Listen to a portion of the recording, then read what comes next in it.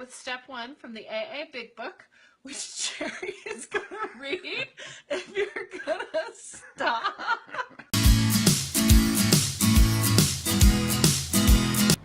These videos are a few things that we shot over the last several months. Jerry and I sat down and talked about the steps together, and we both come from different backgrounds, Al-Anon and AA, and we both have different hurts, habits, and hang-ups, and we both have different takes on the 12 steps. But one of the things we want to do is bring hope to other families, that you can recover, you can get well, and that those little people who are affected by all that you do and say can get better too. And this is our journey, is to share this with you, our hope, experience, and strength with you. We'd love to have you comment on these videos. We'd love to have you subscribe, share your thoughts and feelings, and come on over to thejoyousfamily.com and hear more about recovery and family recovery. It's not just one person, it's all of us.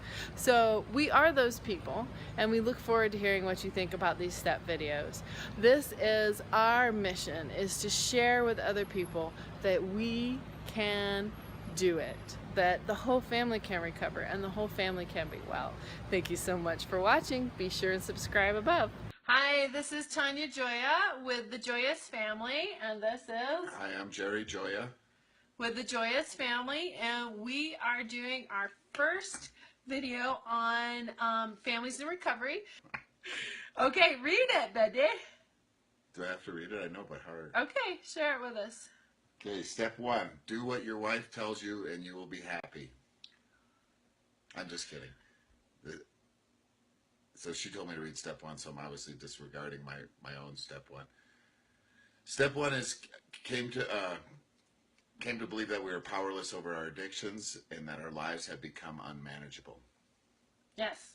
And so we have both been in recovery for quite some years for different things, and on the website you can read more about that and our story. But one of the reasons why we're doing this, at least partially the reason that I'm doing it, is when I went to look for recovery items, there wasn't anything for families. It was all about either an addict or a codependent or children of adult alcoholics, but there weren't any real positive stories about families.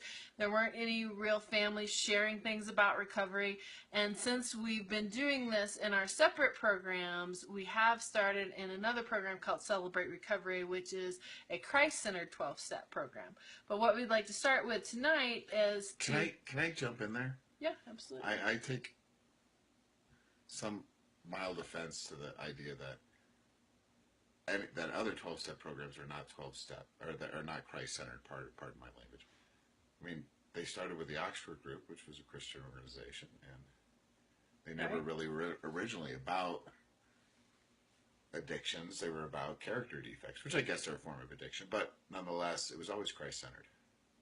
Yes, I think it did start that way, you're right, but I didn't find anything that really focused on the whole family. That's been my issue, is something that focuses on the whole family. Celebrate Recovery comes close. It has programs for children and for adults, but what we wanted to talk about on this website in particular was what happens when the whole family works towards recovery, and we thought we'd start with the basis of step 1. So I'm Tanya, and this is Jerry, and step 1 is again... Came to believe that we are powerless over our addictions and that our lives have become unmanageable. And so what does that mean to you? That means that I had to come to grips with the reality that I was powerless to fix myself, which was tough because at least I don't want to admit that I'm powerless over anything, and that I just need to try a little bit harder or do a little bit differently, or maybe just do it one more time, and this time things will be different. So whether it be eating too much ice cream, or drinking too much alcohol, or driving too fast down that one section of road when I'm late to work, or whatever it is, that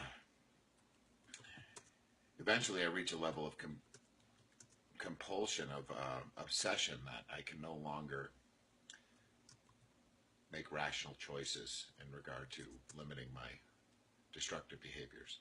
that was a really long-winded mouthful of information to say that I had to step outside my denial and believe that I needed help to be well.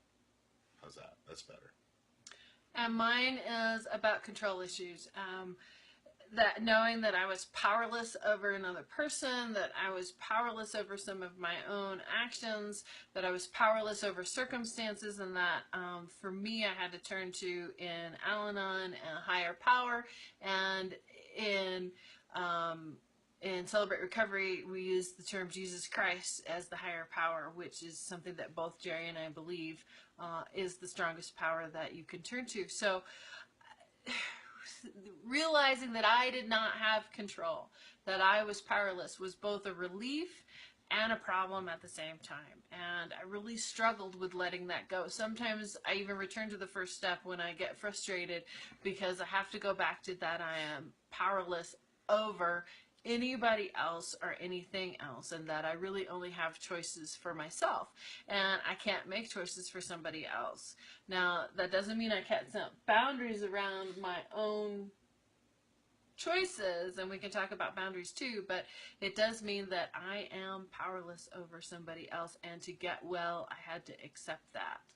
And what I really, that for me, when I was primarily in recovery for drugs and alcohol, what I really struggled with wasn't so much the powerless part of that step, it was the unmanageability part, that my life had become unmanageable. I was pretty well at grips with the reality that I was powerless to control my addictive tendencies, but the idea that my life was unmanageable, no, I didn't want to believe that. I was handling the problems in my life quite well, I think. At least I thought at the time.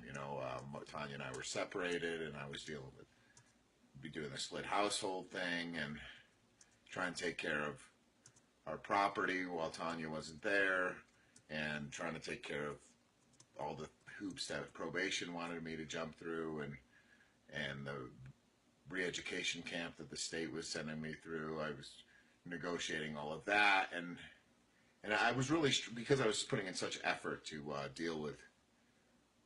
to organize all of the prerequisites to being a free American citizen, I didn't want to submit to the reality that my life had become unmanageable. But interestingly enough, it was those very same examples that I just laid out that was finally what was used to help convince me that that is a form of unmanageability, what I was just describing. So there you have it. For me, the unmanageability was I had been trying to control everything. So make sure the family was okay, make sure food was on the table, make sure bills got paid, make sure I was trying to control Jerry, make sure that nobody knew anything, that we were all okay, and that we were all playing pretend. And the unmanageability had become exhausting. I could not do it anymore. I was beginning just to crumple in on myself. And it became very real to me when we had 3 and 5-year-olds at the time, and when I began to get angry with the 5-year-old, who looks very much like his dad, for things that, not for things that he was doing, but for things that his dad was doing. And what got brought home to me in my recovery group, so I'm a card-carrying Al-Anon member, was that I had my side of the street to clean up, which means I was causing a lot of my own issues. I was causing a lot of my problems, and that I had created a situation that made my life unmanageable by trying to overtake and overcare for everybody and be responsible for everything all the time. What we look like on the outside in the grocery store, and everybody looks fine, and they say they're fine and they're happy and everything is going okay, and that's what I believe was going on in everybody else's life but my life. After 13 years, I've since come to believe that everybody has their hurts, habits, and hang-ups. It can be very different. It can be work, drugs, alcohol, food, sex addiction, reading addiction. Who knows what it is? It can also be codependence, anger, depression, all kinds of other things going on. And so this unmanageability for me came to a head when I was over managing everything. I just hadn't dropped everything. I was over managing everything. Everything. It's kind of like the person who flips out when the fork is in the wrong place at the dinner table, because it just has all come crashing down on them. And if it can't be perfect, they don't want to be part of it. So what I wanted to have happen was not happening, and I was trying to force it to happen, and that's where unmanageability and power and control came into that. So we'd be happy to answer your questions. This is something that we would have liked to have had when we were struggling, as folks who are being real candid and honest about how hard it is to work through addiction as a family, to work through codependence as a family. And if you want to shoot us some questions, we would be happy to answer those. I'm currently, if you see me looking down, I'm currently trying to share it. We're on TV. We're on TV. I'm not quite getting it shared in the right places, but I'm trying as fast as I can to put it out there. So we're gonna keep going on this, and we hope to get through the 12 steps in the next month or so. We'd like to do it on Monday evenings every evening, and we have a blog called the Joyous Family Blog that we're doing together. Plus, we're trying to add some YouTubes in there. We threw out some experiments we did yesterday, but right now we're talking about step 1, which is... came to believe that we're powerless over our addictions, and that our lives have become unmanageable. So in AA, it would be came to believe we were powerless over alcohol, and I don't know what it would be in NA. I got to look that up, but in Celebrate Recovery, it's over our addictions. So I like that personal description the best, over our addictions. But I would, if one of you guys would comment, is anybody offended by my free alcoholic shirt, my Red Hopper Ale? Because I did that for you out there, you overly sensitive alcoholic types. And does my head look too small?